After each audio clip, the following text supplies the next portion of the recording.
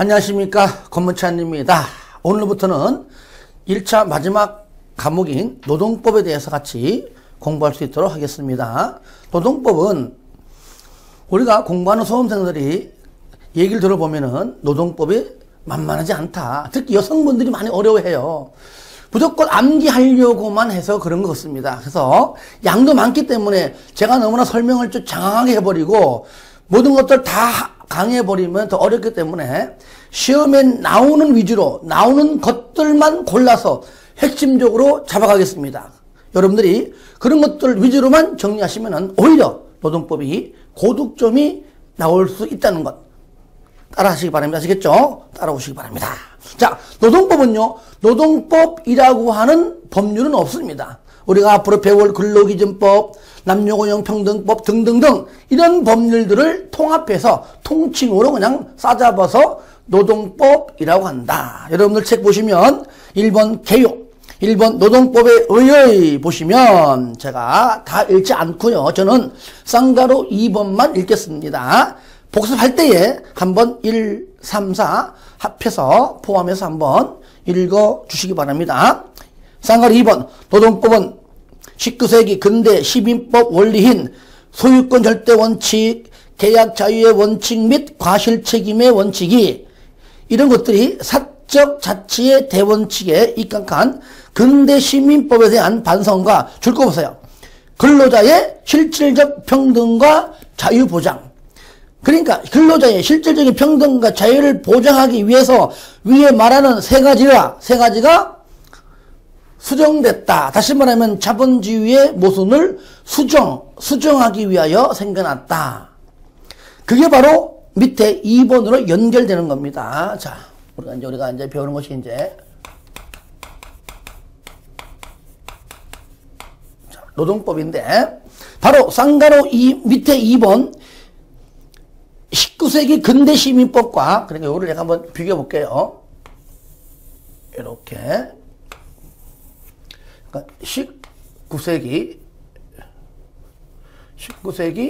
근대 시민법 요것이 방금 위에 쌍가로 2번의 첫 번째 줄에서 읽었던 그 내용입니다. 이것이 그렇게 20세기 현대 이렇게 민법으로 어떻게 되었다? 수정되었다. 왜? 근로자의 실질적 평등과 자유를 보장하기 위하여 수정됐다. 그래서 우리는 수정자본주의라는 표현을 하는 겁니다. 그럼 어떻게 수정되었는가? 첫 번째, 소유권 절대원칙. 핵심 포인트, 소유권 절대원칙. 겁니다. 소유권 절대원칙에서 첫 번째, 자, 이 쌍글 2번입니다. 소유권 이렇게 상대의 원칙으로 수정되었다. 그러니까 소유권자가 있으면 그에게 모든 권리, 국가에서도 닫지 못합니다. 하지만 상대, 공익을 위해서 내가 아무리 내 걸 할지라도 공공의 이익을 위해서 어느 정도는 손해를 보라는 얘기죠. 그 다음에 두 번째, 계약 자유의 원칙에서 계약서에다가 계약서는 자유입니다.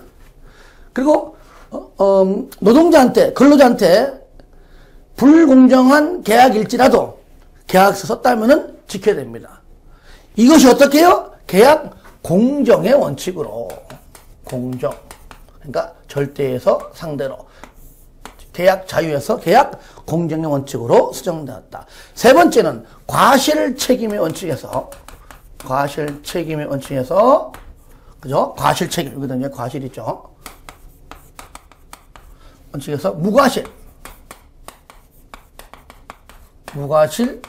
책임의 원칙으로 수정되었다.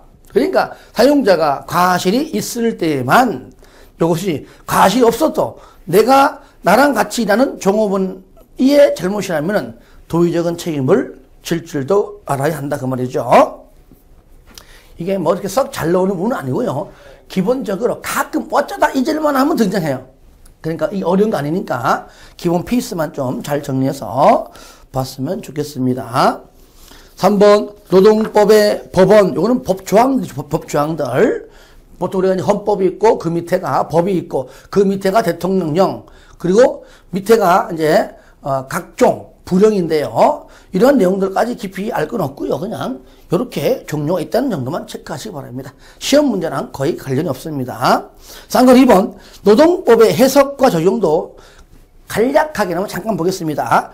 상위법과 하위법이 있다면 상위법 우선의 원칙, 상위법이 우선한다 그 말이고요. 두 번째, 신법과 옛날에 있는 국법이 있다면 새로 만든 신법이 우선하고요. 그 다음에 세 번째, 일반법과 특별법이 있다면 특별법이 우선하고요. 마지막으로 유리조건 우선의 원칙이다. 만약에 일반법에 일반적으로 상위법이 우선 적용되지만 하위법이 적용이 오히려 더 유리하다면은 하위법을 더 유리한 하위법을 적용하기도 한다. 그럴 때는 우리가 유리조건 우선의 원칙이라고 한다는 것 참고 삼아 알아두시기 바랍니다. 자, 밑에 2번 근로기본권 여기부터가 이제 조금씩 시험에 잘 나옵니다. 자, 근로기본법 이건 앞으로 이제 했다면은 근로기본법.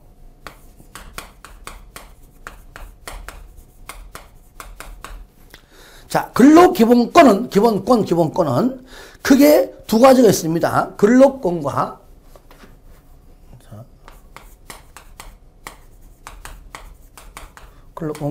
근로 3권이 있고요. 근로권은 근로의 권리란 말이고요. 줄임말입니다. 근로의 권리. 권리고 얘는 뭐 노동 3권 이렇게 똑같은 말이죠. 이래 부릅니다. 뭐가 여기 근로기본권이 근로권과 근로 3권이 있다. 그래서 책 보시면 1번 개요 파트 밑에 잠깐 보겠습니다. 1번 근로기본권이란 자 1번 동그라미 하세요. 근로자의 생존권 확보를 위하여 헌법이 보장하고 있는 근로자의 기본적인 권리이다. 어디에서? 헌법에서 보장한다. 그래서 근로권과 근로 3권 두 개가 있다. 2번 근로자는 근로조건의 향상을 위하여 자주적인 근로 3권, 즉 단결권, 단체교섭권, 단체행동권 줄 것이에요. 대부분이 알고 있지만 이거 시험에 잘 나와요. 다음 중 근로 3권 또는 노동 3권이 아닌 것. 그러니까 단결권, 단체교섭권, 단체행동권 빼고 답이 되겠죠. 아시겠죠? 이렇게 우리가 뭐 생각지 못했던 그런 어려운 문제도 나올 수 있지만 설마 이런 것도 나와 하는 것들이 나온다는 겁니다. 기억 재헌헌법 이래 헌법에서 그죠? 헌법에서 근로3권을 보장합니다. 여러분들이 단결권, 단체교섭권, 단체행동권에 대해서 깊이 있게 알고 싶다? 그럼 헌법을 봐야 그 안에 들어가야 이 내용을 볼 수 있습니다. 자, 니은 줄거세요. 헌법상의 규정으로 인해 합의 법률의 적극적인 입법 형성에 의하지 아니하고도 최고로 센 헌법이잖아요. 그 헌법이 있기 때문에 하위 법률에서 적극적인 입법 형성에 의하지 아니하고도 그 권리성이 인정된다. 이미 최고 높은 법률이 헌법에 있기 때문이죠. 이렇게 여러분 좀 알아두시고요. 그 다음에 디귿은 그냥 한번 읽어주시기 바랍니다. 상관 2번, 자, 사상과 본질은 참고 삼아 하는 건데, 특히 저는요, 읽어보시고요. 특히 5번 동그라미 하세요. 5번하고 8번. 5번하고 8번만 볼게요. 5번, 근로기본권은 근로자의 근로조건을 개선하여 그들이 경제적, 사회적 지위의 향상을 기하기 위하여 한 것으로 줄 겁니다. 자유권적 기본권으로서의 성격보다는 생존권적 기본권으로서의 측면이 보다 강하다. 무슨 말이냐? 자유권과 생존권 둘 다 있지만 자유권도 있고 생존권도 있지만 우리가 실질적으로 일을 하는 이유는 자유가 있어야지만 일을 할 수가 있죠.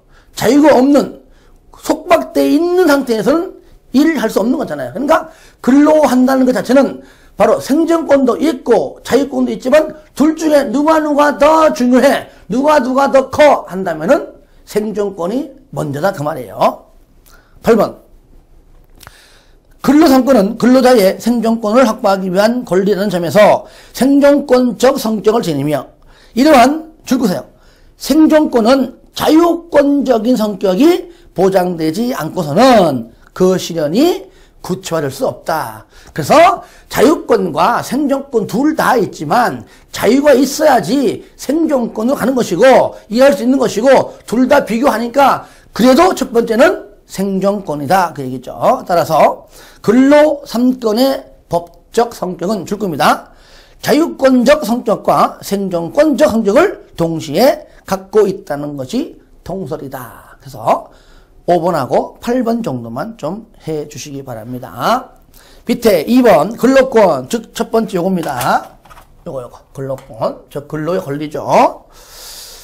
크게 소극적 권리하고 적극적 권리가 있다. 뭐라고요? 얘는 소극적 권리가 있고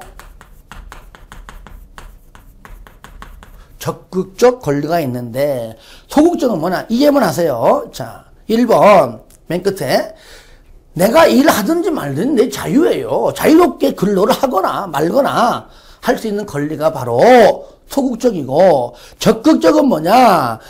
국가이라고 왜 우리 놀게 있게 하냐? 취업할 수 있도록 일자리를 빨리 마련해 달라. 근로 기회 제공을 요구하고요. 만약에 일을 못하면 먹고 살 수 있도록 돈이라도 줘라고 하는 생활비 지급까지도 요청할 수 있습니다. 일자리를 줘. 일자리 못 주면은 생활비 줘. 이렇게 하는 것이 바로 적극적이다. 그렇게 이해해 주시고요. 쌍가리 2번 발표하세요. 2번 근로권의 주체가 있는데 이거는 대한민국 국민의 권리입니다. 국민의 권리지만 그러니까 외국인에 대해서는 당연히 보장하지 않죠. 대한민국 국민에게만 보장하죠. 외국인 X. 또 여기서 국민은요, 개개인을 말하는 겁니다. 즉, 자연인을 말하는 것이지, 법인은 해당하지 않습니다. 아시겠죠? 그러니까, 여기 보시면, 외국인은 해당하지 않아요. 또, 법인도 해당하지 않아요. 개인인, 자연인을 말하는 겁니다. 그 두 가지 좀 읽어주시면 좋겠습니다. 그 다음에 상권 한번 근로권의 내용을 잠깐 보겠습니다. 크게 본질적인 내용과 파생적 내용이 있는데 시험에서는요. 2번 파생적 내용 발표하세요. 파생적 내용. 본질적인 건 뭐냐? 본질적인 것은 우리가 방금 공부했던 요겁니다. 요거 적극적인 거. 요걸 말하는 거예요. 아시겠죠? 취업 청구권, 일자리 달라. 취업 청구권. 일자리 안 주면은 돈 달라. 먹고 살 수 있도록 생활비 달라 하는 것이 바로 니은 생활비 지급 청구권이다. 아시겠죠? 요것이 원래 본질적이지만 요 내용은 뭐 썩 시험에 등장하는 그런 지문은 아니고요. 2번은 아주 단골로 나온다. 바로 파생적 내용입니다. 자, 이거 다 중요해요. 기억, 니은, 디귿, 리을, 미음, 비읍 다 중요합니다. 기억. 모든 국민은 근로의 권리를 가진다. 국가는 사회적, 경제적 방법 내모하세요. 아시겠죠? 사회적, 경제적 방법.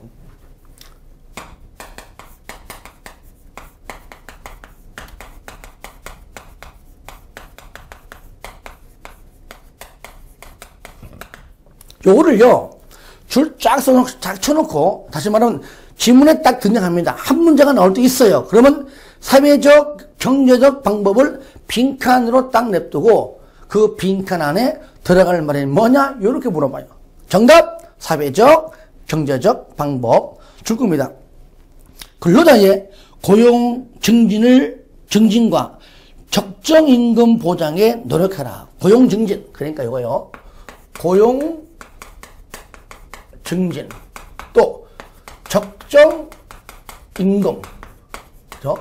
적정 임금을 받도록 뭐라고요? 요거는 노력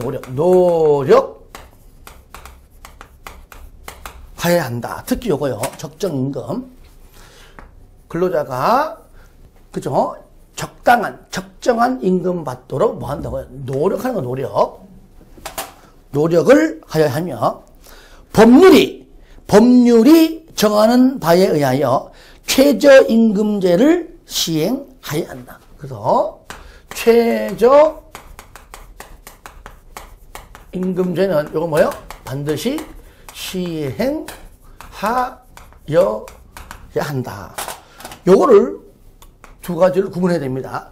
적정임금은 받도록 노력하는 것이고 최저임금제는 반드시 시행을 하는 겁니다.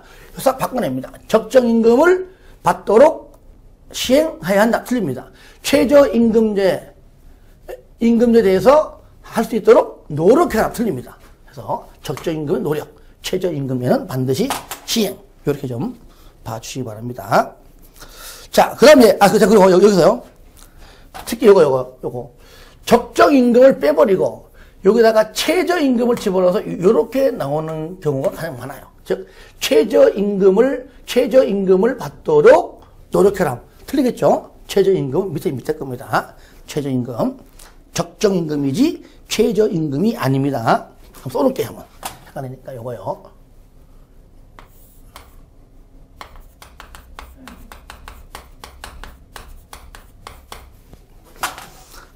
그리고 니은 모든 국민은 근로의 의무를 진다. 국가는 근로의 의무의 내용과 조건을 민주주의 원칙 내모하세요.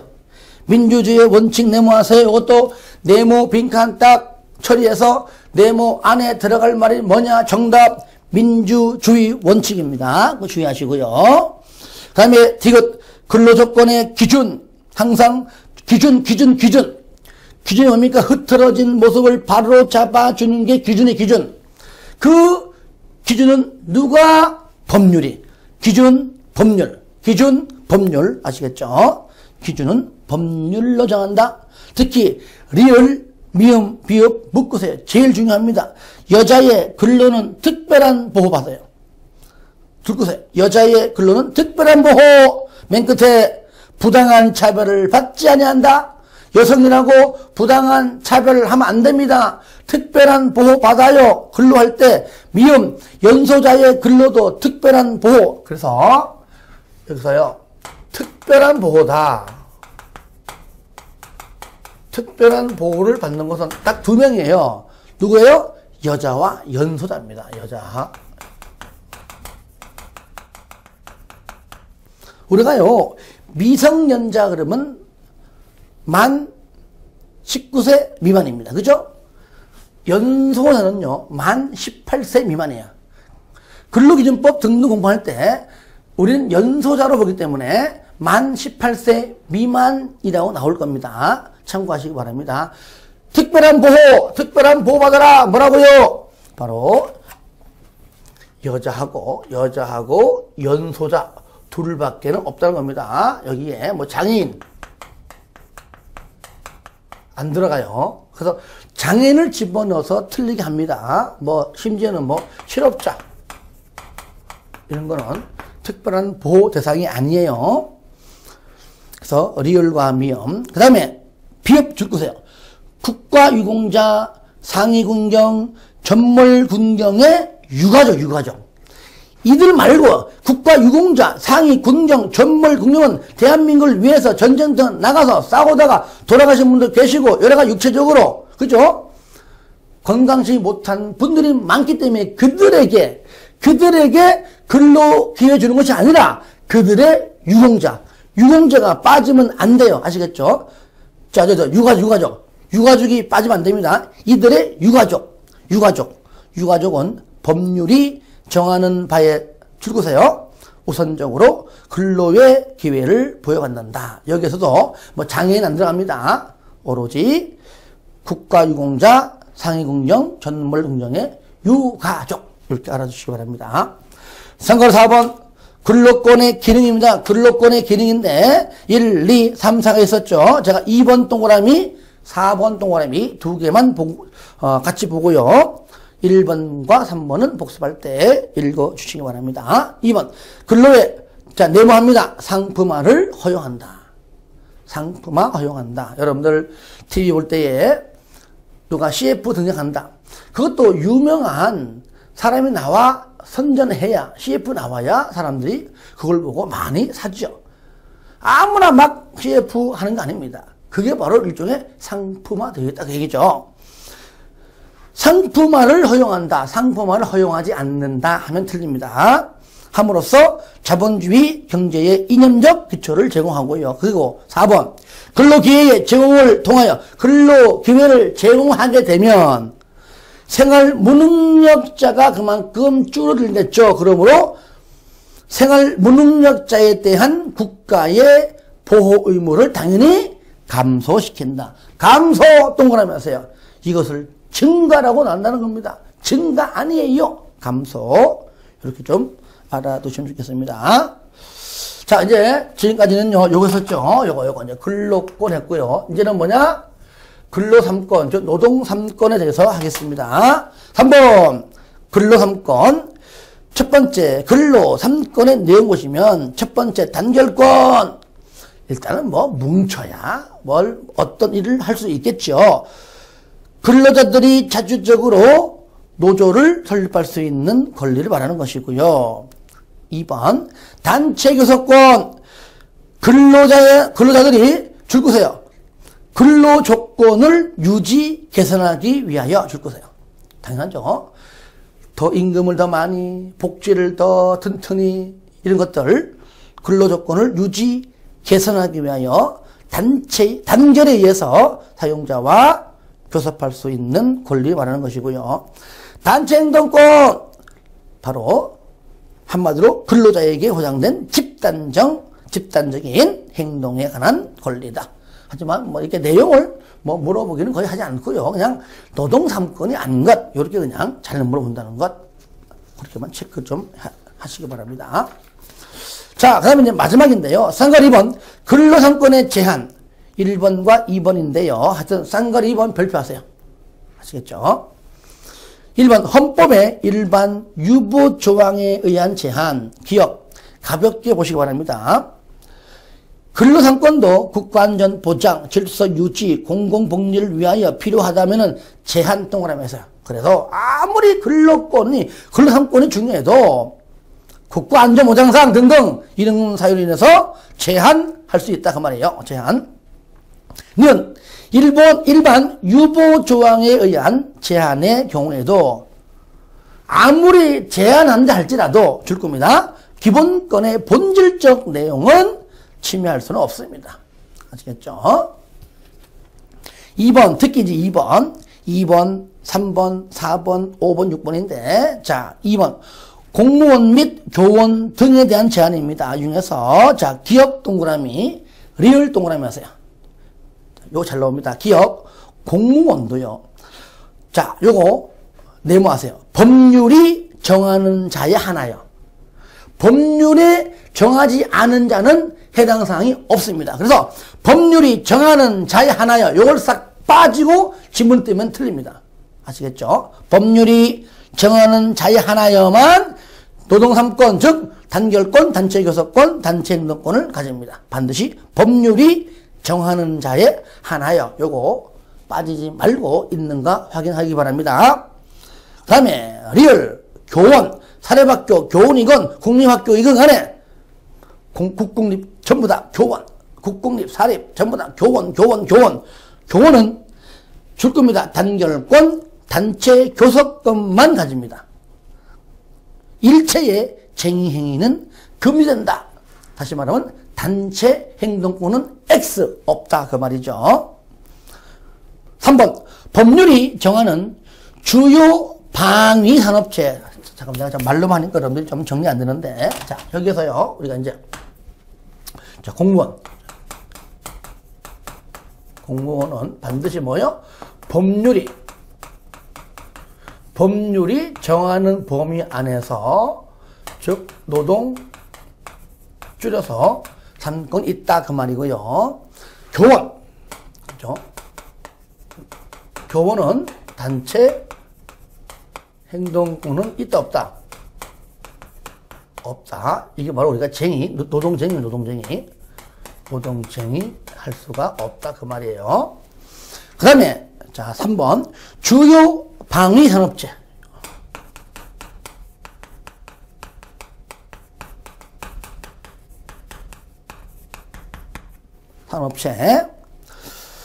여기에 일을 하고 있는 근로자. 자, 네모하세요. 단체 행동권. 이거요. 여기. 단체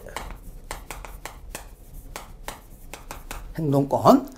이것은 법률이 정하는 바에 의하여 제한하거나, 아시겠죠? 뭐라고요? 얘를 제한 또는 인정, 제한 또는 인정하지 아니 할 수 있다. 그러니까 의무적이에요. 만약 이것이 제한 또는 인정하지 의무적 표현 아니한다 하면은 틀려요. 아니 할 수 있다. 그러니까 평상시에는 인정하는데 보세요. 그러니까 쉽게 말하면 여기서 만드는 게 뭡니까? 군부대에 납품하는 것들을 만드는 겁니다. 군복도 만들고요. 심지어 여러 가지 무기도 만들고 해요. 그러니까 평상시에는 단결권, 단체 교섭권, 단체 행동권이 있지만 유사시에는 뭐라고요? 단체 행동권에 대해서만 제한하거나 인정하지 아니할 수 있다. 그런 뜻입니다. 아시겠죠? 여기 의무적 표현입니다. 4번. 그 중에서 방위사업법에 의해 지정된 주요 방위산업체에 종사하는 근로자 중 전력, 용수 및 주로 방산물자. 자, 이 중에서도 뭐라고요? 이 중에서도 방산물자가 한마디로 그냥 많이 있지 마. 그냥 무기. 한마디로 무기. 이렇게 방산물자는 일체 쟁의를 할 수가 없습니다.